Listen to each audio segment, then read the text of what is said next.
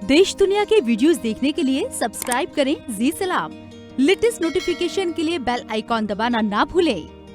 और इस बीच एक अहम खबर बिहार से दे दें आपको। बिहार के जहानाबाद में पुलिस और आवाम के बीच टकराव हो गया और इस दौरान गाड़ी की जद में आने से खातून सिपाही की मौत हो गई। ये पूरी खबर तफसील से देखिए। बिहार के जहानाबाद के निहालपुर बाजार में सनीचर को जंग के मैदान में तब्दील हो गया। पुलिस और पब्लिक में जमकर भिड़ंत हो गई।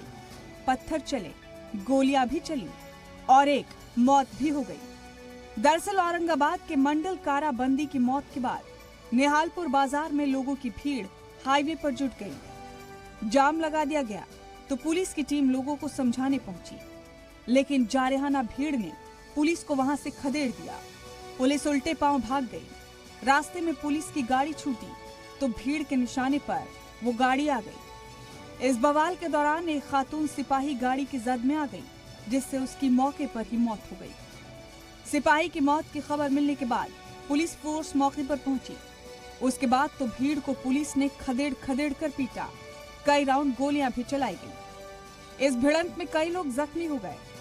पूरे इलाके में कशीदगी है। हालांकि पुलिस फोर्स मौके पर मौजूद रही, जिस वजह से हालात काबू में हैं। भारी तादाद में पुलिस फोर्स मौके पर कैंप कर रही है।